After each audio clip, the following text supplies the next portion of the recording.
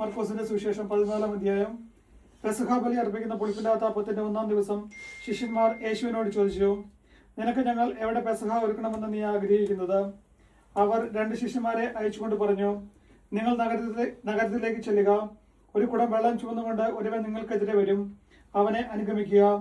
അവർ എവിടെ ചെന്ന് കയറുന്നുവോ അവിടുത്തെ ഗൃഹനാഥനോട് പറയുക, ഗുരു പറയുന്നു, ഞാൻ എന്റെ ശിഷ്യന്മാരുടെ ഒത്ത് പെസഹ ഭക്ഷിക്കുന്നതിന് എന്റെ വിരുന്നുശാല എവിടെയാണ്? സജ്ജീകൃതമായ ഒരു വലിയ മാളിക മുറി അവർ കാണിച്ചു തരും, അവിടെ നമുക്ക് വേണ്ടി ഒരുക്കുക. ശിഷ്യന്മാർ പുറപ്പെട്ട നഗരത്തിലെത്തി. അവർ പറഞ്ഞതുപോലെ കണ്ടു. അവർ പെസഹ ഒരുക്കി. സന്ധ്യയായപ്പോൾ അവൻ 12 പേരും ഒരുമിച്ച് വന്നു. അവർ ഭക്ഷണത്തിനിരിക്കുമ്പോൾ യേശു പറഞ്ഞു, ഞാൻ സത്യമായി നിങ്ങളോട് പറയുന്നു, എന്നോടൊപ്പം ഭക്ഷണം കഴിക്കുന്ന നിങ്ങളിൽ ഒരുവൻ എന്നെ ഒറ്റിക്കൊടുക്കപ്പെടും. അവർ ദുഃഖിതരായി. അത് ഞാനല്ലയോ എന്ന് ഓരോരുത്തരും അവനോട് ചോദിക്കുവാൻ തുടങ്ങി. അവൻ പറഞ്ഞു, 12 പേരിൽ എന്നോടൊപ്പം പാത്രത്തിൽ കൈമുക്കുന്നവൻ തന്നെ. മനുഷ്യപുത്രൻ തന്നെ കുറിച്ച് എഴുതപ്പെട്ടിരിക്കുന്നത് പോലെ പോകുന്നു.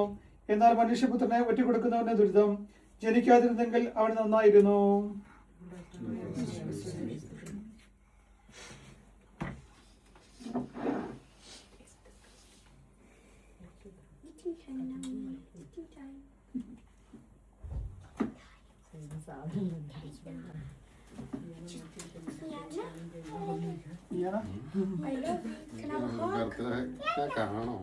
Happy birthday. I am personally waiting right now. Happy birthday to who? Yana. It's Jesus' birthday day after tomorrow. No.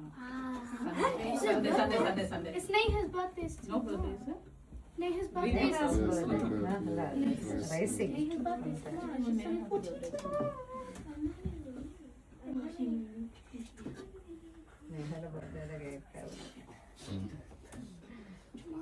She's only 14.